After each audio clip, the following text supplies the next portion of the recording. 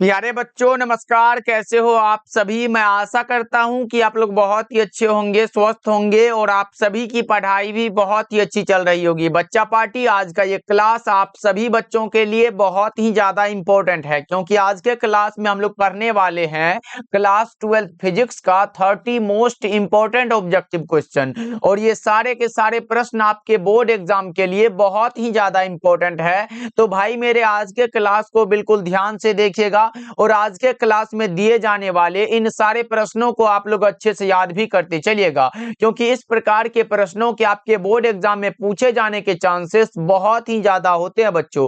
Okay, चलिए फिर class को स्टार्ट करते हैं। आप लोग हमारे साथ चैट सेक्शन में आंसर को लगाते चलिएगा अगर आप लोगों को पता होगा तो। देखिए, पहला नंबर सवाल आपसे पूछा जा रहा है और बहुत ही ज्यादा इंपॉर्टेंट क्वेश्चन है बच्चों। देखो, पहला नंबर सवाल है कि परावैद्युतता का एसआई मात्रक क्या होता है। बहुत ही अच्छा सा प्रश्न है कि सर परावैद्युतता यानी कि परमिटिविटी का जो मात्रक होता है सर वो क्या होता है, ये आप लोग बताओगे। तो बच्चों आप लोगों ने पढ़ा होगा, क्या पढ़ा है सर? फोर्स के लिए एफ समानुपाती क्या होता है? Q1 Q2 बटा में क्या होता है? आर स्क्वायर होता है। अगर यहां से निकालते हो बच्चों तो एफ बराबर क्या हो जाएगा? K इंटू Q1 Q2 बटा में आर स्क्वायर हो जाएगा। ओके बच्चों, अगर K का मान निकाले तो एफ बराबर क्या हो जाएगा? एफ बराबर 1/4 पाई एप्सिलॉन नोट हुआ। उसके बाद Q1 Q2 क्या होगा? बटा में आर स्क्वायर हो जाएगा। देखो बच्चों, ये 4 पाई जो है ये कोई मात्रा, ये राशि नहीं है, तो इसलिए हम कहेंगे कि फोर्स का क्या होगा? न्यूटन मात्रक होता है। इसके बाद बराबर क्या होगा? 1/एप्सिलॉन नोट होगा। कूलम इंटू कूलम यानी कि कूलम का स्क्वायर हो जाएगा। तो यहाँ पे कूलम का स्क्वायर बटा में आर यानी कि मीटर में दूरी का हो जाएगा। तो यहाँ से निकालते हो बच्चों तो हमें एप्सिलॉन नोट निकालना है, तो एप्सिलॉन नोट बराबर लिखेंगे 1 बाई कौन सा होगा? न्यूटन गुना में मीटर स्क्वायर हो जाएगा। उसके बाद ऊपर में कूलम है तो कूलम का स्क्वायर हो जाएगा। अगर यहाँ से निकालते हो बच्चों तो ऊपर में कूलम का स्क्वायर है, अगर इसको ऊपर ले गए तो यानी कि एन इनवर्स हो जाएगा। उसके बाद ये ऊपर में जाएगा तो -2 हो जाएगा, m-2 हो जाएगा। ये वाला किस ऑप्शन में दिया गया बच्चा पार्टी?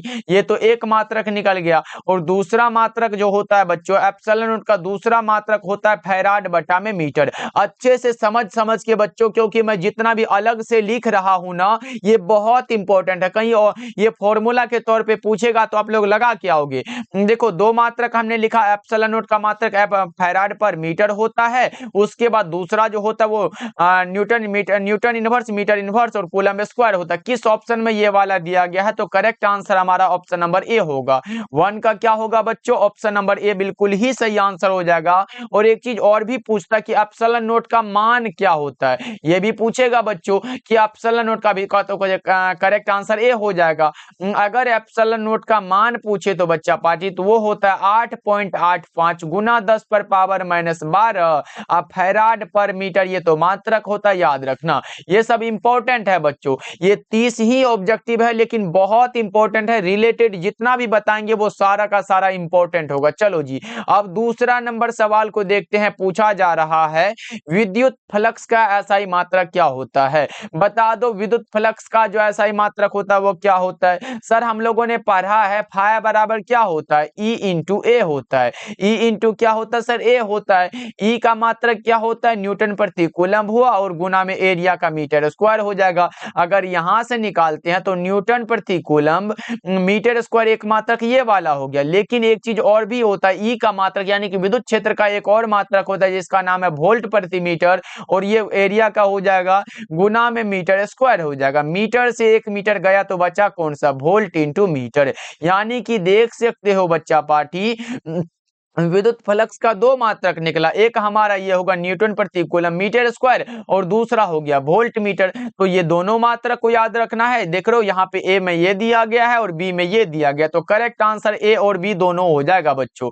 ओके, समझ के लगाना है, आसान तरीका से बनाया जाता है बच्चों, बहुत इंपॉर्टेंट है। चलो आगे बढ़ते हैं। अगला नंबर सवाल देखो, तीसरा नंबर सवाल पूछा जा रहा है 1 कूलम मीटर बराबर क्या होता है? पहले तो आपको पता होगा सर कूलम मीटर मीटर जो मात्रक होता है वो किसका होता है? तो सबको पता है कि सर ये इलेक्ट्रिक डायपोल मोमेंट यानी कि विद्युत द्विध्रुव आघूर्ण का जो मात्रक होता है, एक हमारा कूलम इंटू मीटर होता है और दूसरा जो होता है वो डेबाई होता है। क्या होता है सर? डेबाई होता है। हमसे पूछा जा रहा है एक कूलम मीटर बराबर कितना डेबाई होगा, ये पूछा गया ना बच्चों। वो हमारा हो जाता है 3 गुना 10⁻29 होता है। करेक्ट आंसर ए होगा बच्चों, याद रखना बहुत इंपॉर्टेंट है। ये सब प्रश्न आएगा एग्जाम में तो आप लोग छोड़ के नहीं आओगे। ओके चलो आगे बढ़ते हैं। 4th नंबर सवाल देखो, पूछा जा रहा है किसी संधारित्र की धारिता निर्भर करती है किस पर? किसी भी संधारित्र की धारिता जो निर्भर करती है, किसी संधारित्र की धारिता जो मात्रक होता है बच्चों, यानी कि आप कह सकते हो संधारित्र की धारिता का मात्रक एक हमारा जो होता है बच्चों वो फैराड होता है। क्या होता है सर? फैराड होता है। और दूसरा जो मात्रक होता है अगर निकालते तो संधारित्र की धारिता को सी के द्वारा डिनोट करते और सी बराबर क्यू बटा में भी फॉर्मूला होता है। तो चार्ज का कूलम हुआ, वोल्ट का वोल्ट, यानी कि 1 फैराड बराबर अगर आपसे पूछेगा तो 1 कूलम पर वोल्ट लगा के आना। ये सब इंपॉर्टेंट है बच्चा, पूछेगा तो आप लोग लगा के आओगे। लेकिन पूछा जा रहा है किसी संधारित्र की धारिता निर्भर करती है, तो इसके लिए क्या पढ़ा है बच्चों? एक बार चैट सेक्शन में हमें दिखना चाहिए आंसर। तो हम लोगों ने पढ़ा है कि सी बराबर क्या होता है? एप्सिलॉन नॉट ए बटा में डी होता है।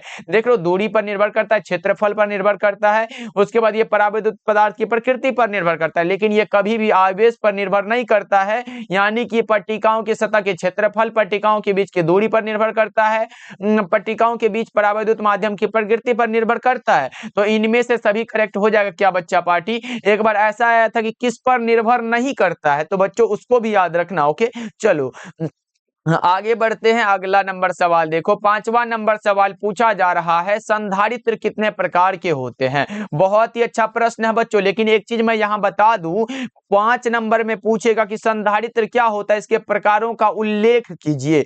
तो आपको करना पड़ेगा ना भाई। संधारित्र जो होते हैं वो सामान्यतः 3 प्रकार के होते हैं, समांतर पट्टिका संधारित्र, गोलीय संधारित्र और बेलनाकार संधारित्र। तो याद रखोगे, correct answer option number B हो जाएगा। ये सब इंपॉर्टेंट क्वेश्चन आप लोग याद रखोगे।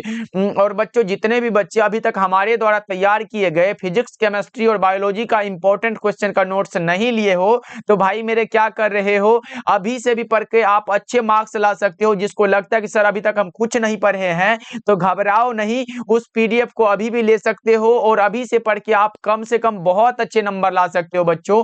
तो मात्र 199 में आपको दिया जा रहा है फिजिक्स, केमिस्ट्री और बायोलॉजी तीनों सब्जेक्ट का पीडीएफ, जिसमें कि सारा इंपॉर्टेंट क्वेश्चन को दिया गया है। तो कॉल करिएगा 7070 82 16 85 नंबर पे और बोलिएगा कि सर हमें 199 वाला फिजिक्स, केमिस्ट्री और बायोलॉजी का इंपॉर्टेंट क्वेश्चन वाला पीडीएफ चाहिए। आपको मिल जाएगा बच्चों। ओके तो स्क्रीनशॉट ले सकते हो इस नंबर का, ये ले लेना आप लोग। चलो आगे बढ़ते हैं। अगला नंबर सवाल देखो, 6 नंबर सवाल पूछा जा रहा है आवेश के पृष्ठ घनत्व के लिए कौन सा सही है? पृष्ठ घनत्व के लिए देखो, एक हमारा होता है आवेश का रैखिक घनत्व, दूसरा होता है आवेश का पृष्ठ घनत्व और तीसरा होता है आवेश का आयतन घनत्व। देखो बच्चों, अगर आपसे पूछे आवेश के रैखिक घनत्व के लिए क्या होता है बच्चों, आवेश के रैखिक घनत्व के लिए पूछे तो प्रति एकांक लंबाई में आवेश के परिमाण को रैखिक घनत्व कहते हैं। यानी कि इसे हम लोग लेमडा के द्वारा सूचित करते हैं। लेमडा बराबर क्या होगा बच्चों, वो हमारा क्यू बटा में एल हो जाता है। ये हमारा आवेश का रैखिक घनत्व हुआ। उसके बाद जो होता है पृष्ठ घनत्व को सिग्मा के द्वारा यूनिट करते हैं और सिग्मा बराबर जो होता है बच्चा पार्टी वो क्या होता है, क्यू बटा में ए होता है, यानी कि एरिया होता है। ये याद रखो, ये हमारा पृष्ठ घनत्व के लिए हुआ। उसके बाद हमारा रो बराबर जो होता है वो क्यू बटा में क्या होता है बच्चों, भी, यानी कि ये आयतन पर निर्भर करता है। तो देख सकते हो ये हमारा रैखिक घनत्व, पृष्ठ घनत्व और आयतन घनत्व कौन सा पूछा गया है, पृष्ठ घनत्व कौन सा होगा, क्यू बटा में ए हो जाएगा। Correct answer option number B होगा बच्चों। याद रखोगे ना, बहुत इंपॉर्टेंट है। अगर इसका मात्रक पूछे बच्चों, देख रहे हो बहुत ही आसान तरीका है। देखो मात्रक पूछे तो चार्ज का कूलम हुआ और लंबाई का मीटर हुआ। उसके बाद इसका पूछे तो चार्ज का कूलम हुआ, एरिया का मीटर स्क्वायर हुआ।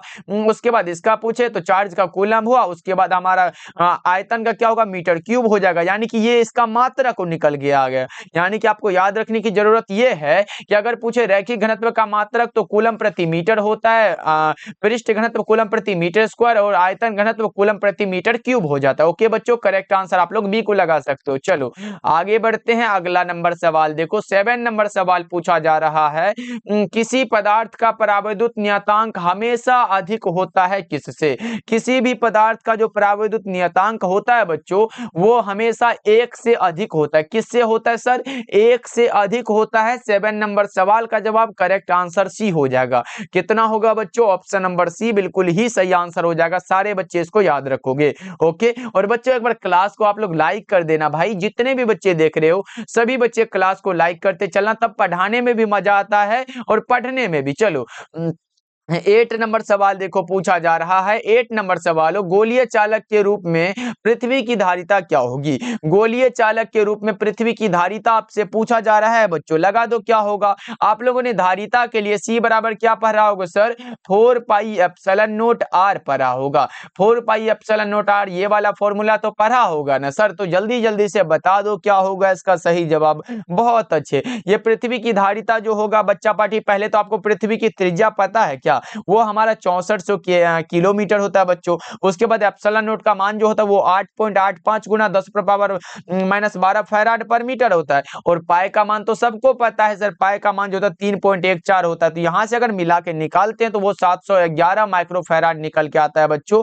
Correct answer option number B हो जाएगा। ये याद रखने वाली चीजें हैं, इस फॉर्मूला से आपका ये आंसर निकल जाएगा। चलो आगे बढ़ते हैं, अगला नंबर सवाल देखो। 9 नंबर सवाल पूछा जा रहा है, आवेश के सतत प्रवाह को क्या कहते हैं? इलेक्ट्रॉन या फिर चार्ज के सतत प्रवाह को इलेक्ट्रिक करंट कहते हैं। क्या कहते हैं बच्चों? विद्युत धारा कहते हैं। जिसका की मात्रक अगर पूछे, पहले तो मैं बता दूं, विद्युत धारा एक अदिश राशि है। कौन सी राशि है बच्चों? आपसे पूछेगा विद्युत धारा कौन सी राशि है, तो विद्युत धारा एक अदिश राशि है। जिसका कि अगर मात्रक पूछे, यहाँ पे बच्चा पार्टी मैं लिख दे रहा हूं, अगर बच्चा पार्टी मात्रक आपसे पूछे तो एक मात्रक एम्पियर होता है। इसको एक मतलब एम्पियर समझ लो आप लोग। उसके बाद आई बराबर एक फॉर्मूला होता है। आई बराबर क्या होता है सर? क्यू बटा में टी होता है। अगर यहां से निकालते हैं तो 4 बटा में कौन सा होगा? यहां से अगर निकालते हो तो यानी कि 1 एम्पियर बराबर कह सकते हो 1 CS इनवर्स हो जाएगा। यानी कि चार्ज का कौन सा होगा? कूलम हुआ, और टाइम का समय हो जाएगा।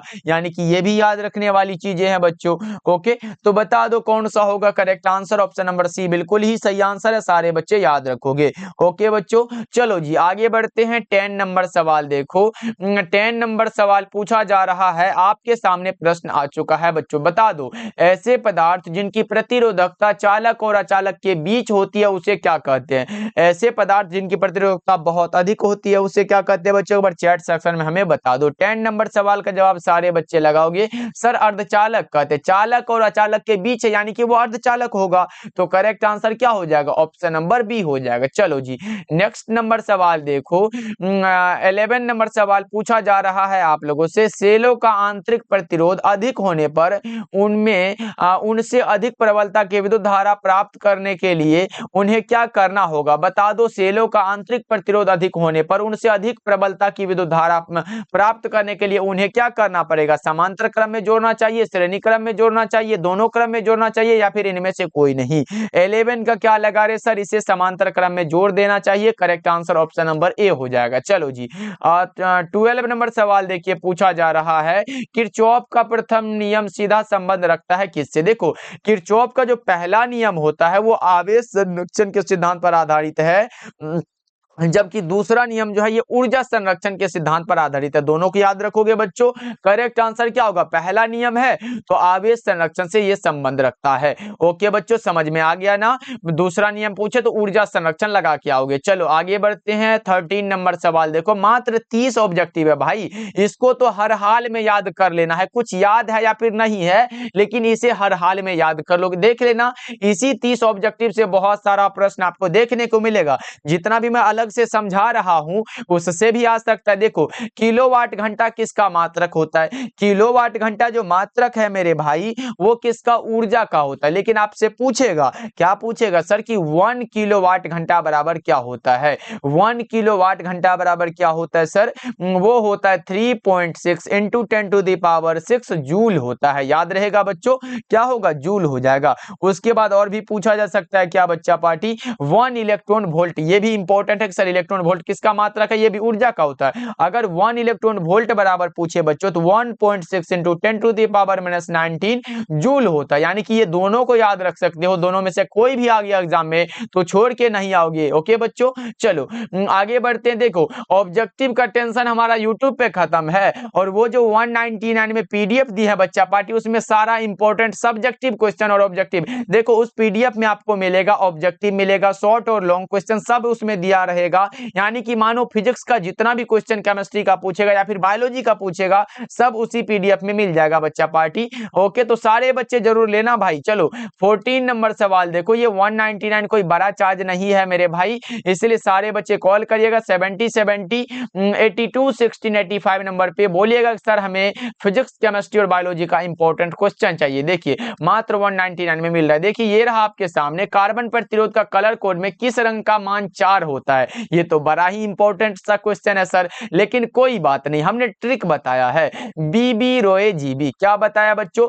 बीबी रोए जीबी, जीबी के लिए रो रही है बीबी तो जीबी तो देना पड़ेगा ना भाई, तो 0 लगा, 1 2 3 4 5 और 6 हो जाएगा। तो यहां से अगर निकाले तो बच्चों 4 जो होता है वो येलो रंग के लिए यानी कि पीला के लिए होता है।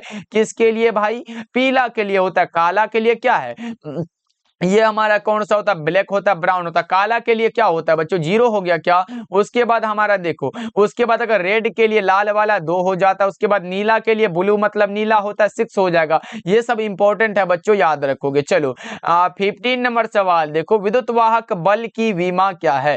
जो हमारा विद्युत विभव का डायमेंशन निकलेगा, विमा निकलेगा, वही विद्युत वाहक बल का भी विमा होगा बच्चों। बता दो 15 नंबर सवाल का जवाब जल्दी जल्दी से। तो E बराबर इलेक्ट्रोमोटिव फोर्स बराबर W/Q होगा। वाट का क्या होगा बच्चों, वाट का जल्दी से बता दो, ml2 होगा और T इनवर्स 2 हो जाएगा। उसके बाद चार्ज का AT होता है, यही तो होता है सर, यहां से निकालते हैं तो ml2 होगा और T जो है एक यहां है तो माइनस जो होगा T इनवर्स 3 और ये A हो जाएगा, A इनवर्स हो जाएगा। ये क्या है बच्चा पार्टी, देख लो इस ऑप्शन में कैसा ऑप्शन मिलता है, जल्दी से बता दो। ml2 T inverse 3 A inverse, ml2 T inverse 3 A inverse, correct answer B हो जाएगा। देख रहे हो आई मतलब धारा को हम एम्पियर लिखे या फिर धारा को आई लिखे, बात बराबर है भाई मेरे।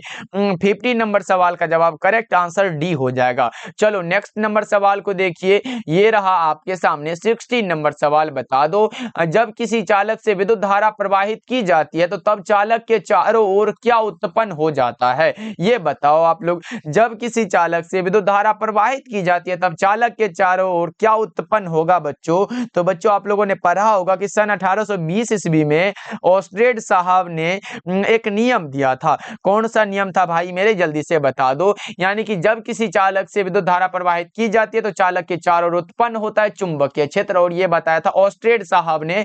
याद रखोगे, करेक्ट आंसर ए वाला ऑप्शन सही हो जाएगा। चलो 17 नंबर सवाल को देखते हैं, पूछा जा रहा है किसी धारा मापी की सुग्राह्यता बढ़ाने पर उसकी वोल्टेज सुग्राह्यता क्या होगी। किसी भी धारा मापी की सुग्राह्यता बढ़ाने पर वोल्टेज सुग्राह्यता जो होगी बच्चों वो अपरिवर्तित रहती है, कोई बदलाव नहीं होती है बच्चों। 17 नंबर सवाल का जवाब करेक्ट आंसर सी हो जाएगा। चलो आगे बढ़ते हैं। 18 नंबर सवाल देखो, एक प्रबल विद्युत चुंबक बनाने में कौन सी वस्तु अधिक उपयुक्त होती है, उसका नाम होता है नरम लोहा। कौन सा बच्चों, नरम लोहा, correct answer option number C हो जाएगा। चलो 19 नंबर सवाल की ओर बढ़ते हैं, ये रहा आपके सामने, अवतल दर्पण की वक्रता त्रिज्या तथा फोकस दूरी कितनी होती है। देखो अगर अवतल दर्पण हो बच्चा पार्टी तो वो ऋणात्मक होती है, अगर उत्तल होता तो धनात्मक हो जाता, बस ना को याद रख लो, correct answer option number B हो जाएगा। चलो नेक्स्ट नंबर सवाल की ओर बढ़े तो हमारे सामने ऐसा वाला प्रश्न आ चुका है कि पानी का क्रांतिक कोण कितना होता है। देखो पानी का क्रांतिक कोण पूछा, ऐसे 3-4 पूछ सकता है, जैसे पानी हुआ, क्राउन कांच हुआ, घना फ्लिंट कांच हुआ, हीरा हुआ। देखो सबका मैं बता दे रहा हूं, अगर बच्चों हीरा पूछे तो वो हमारा 24.41 डिग्री होता है। ये किसके लिए होता है बच्चों, ये याद रख लो, ये हीरा के लिए होता है। ये कौन सा क्रांति कोण है हीरा का। उसके बाद आपसे पूछेगा, क्या पूछेगा सर, वो क्राउन कांच पूछेगा। क्राउन कांच का कितना होता है, वो हमारा 41.41 डिग्री होता है। ये कौन सा है भाई, क्राउन कांच लिख सकते हो, बहुत इंपॉर्टेंट है। उसके बाद पूछेगा घना फ्लिंट कांच। घना फ्लिंट कांच का होता है 37.31 डिग्री, याद रखोगे। और क्रांति कोण जो पानी का होता है वो कितना होता है, ये आप लोग बताओगे और आप लगा रहे हो सर 48.75 डिग्री होता है। Correct answer option number A हो जाएगा। ओके बच्चों, आगे बढ़ते हैं। 21 नंबर सवाल है, ऑप्टिकल फाइबर के केंद्रीय भाग को क्या कहा जाता है। बच्चों लगा दो चैट सेक्शन में, ऑप्टिकल फाइबर के केंद्रीय भाग को कहा जाता है क्रोड। वैसे क्रोड का अपर्तनांक जो होता है क्लेडिंग के अपर्तनांक से कम होता है। क्या होता है बच्चों, क्लेडिंग का अपर्तनांक क्रोड के अपर्तनांक से क्या होता है बच्चों, कम होता है। ये याद रखोगे। 21 का जो होगा करेक्ट आंसर सी हो जाएगा।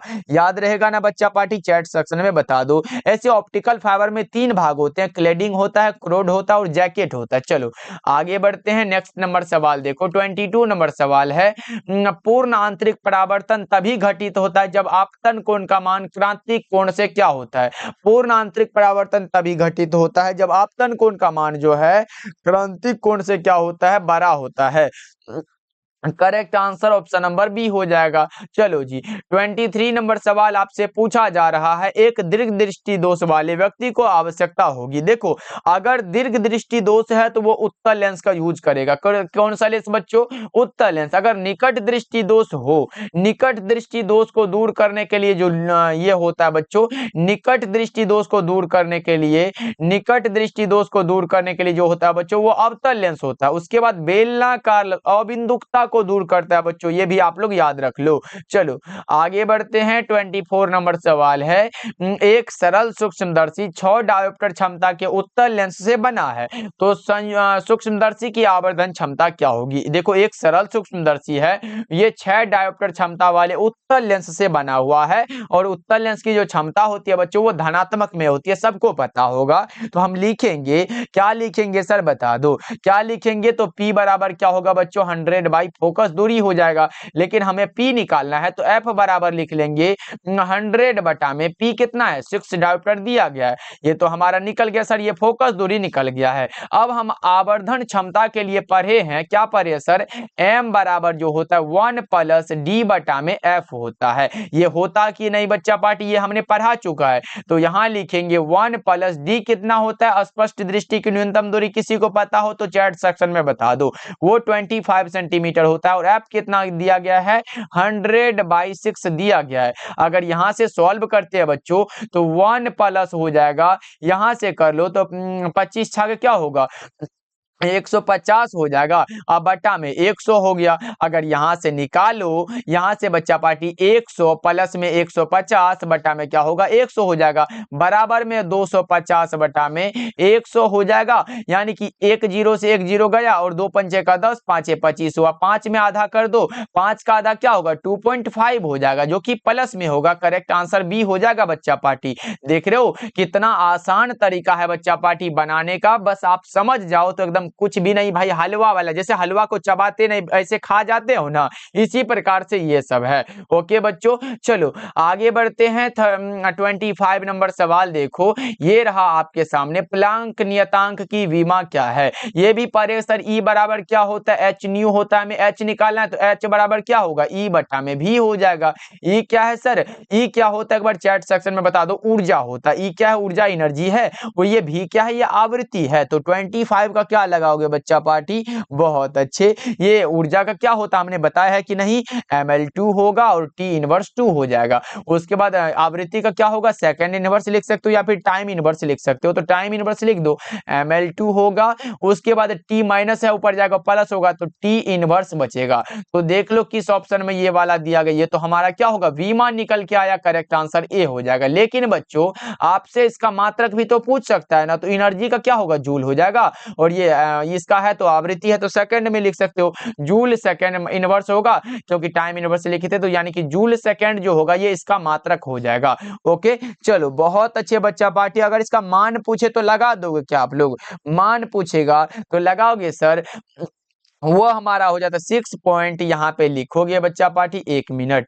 ये होता है 6.626, 6.626 होता है। और गुना में क्या होता है 10 पर पावर -34 जूल सेकंड हो जाता है, क्योंकि जूल सेकंड इसका मात्रक होता है। ये याद रखोगे आप लोग। चलो आगे बढ़ते हैं। 26 नंबर सवाल है, फ्रेनल दूरी ZF का मान क्या होता है? फ्रेनल दूरी ZF यानी कि ZF जो होता है बच्चा पार्टी वो क्या होगा, ये आप लोग बता दो जल्दी जल्दी से। 26 नंबर सवाल का जवाब ZF बराबर क्या होता है? ए स्क्वायर बटा में क्या होता है? लेमडा होता है बच्चा पार्टी। ये फॉर्मूला है, याद रखने वाली चीजें हैं। करेक्ट आंसर बी हो जाएगा। चलो आगे बढ़ते हैं।